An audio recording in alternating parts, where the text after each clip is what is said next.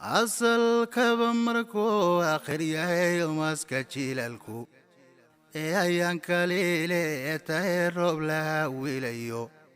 ورد الضرور تيو مركو مبادن كينو إركو إنو هرمانا يا الله إن شرطاي أني كان مركو قبيد مني دبو أبور مايو urkayga kuma kaydin karo ma buroye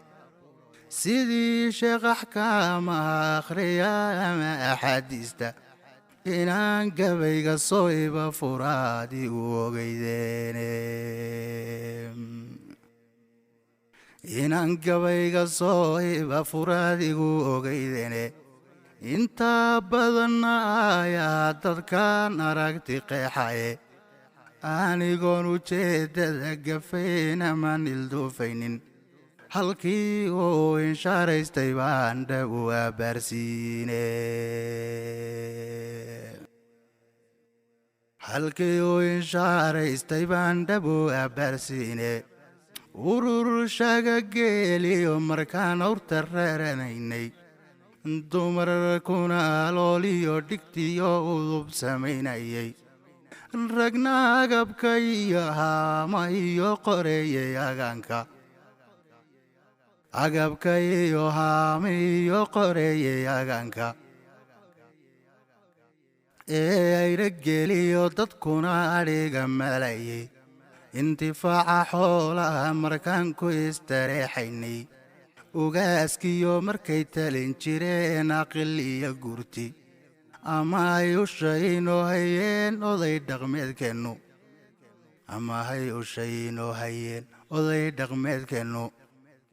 dhulkeennuna ogbaadkiyo ahaa eegan barwaaqaysan markaasay nimcadu awilayd amay aloosnayday isku filankii eegana ma jiro saahan jiraye anigoon umuura rabbiga ka indha tagaynin wuxuu urku diidiyo cidnana ee dusha u saarin oon sheekhsina tagaynin oon ku aflagadoonin ujeeddada su'aashaydu waa eray isweydiine ujeeddada su'aashaydu waa eray isweydiine war aynigii dhowaan kacay markuu jaamacadaaday ahama uu iskuulaad na galay buugna la arooray itaxaamkii laga qaaday ee inay gudbeen sheegay akhriskii la soo baray raggii aad isugu howlay akhriskii aan baranaynay inaad isugu howlay aayaha dadkeenniyo hadduu nolol abuurayo aqoon-yahanka fana muxuu noo anfici waaye aqoon-yahanka fanow maxaad noo anfici weyday ama aqoon-yahanka fana muxuu noo anfici waayey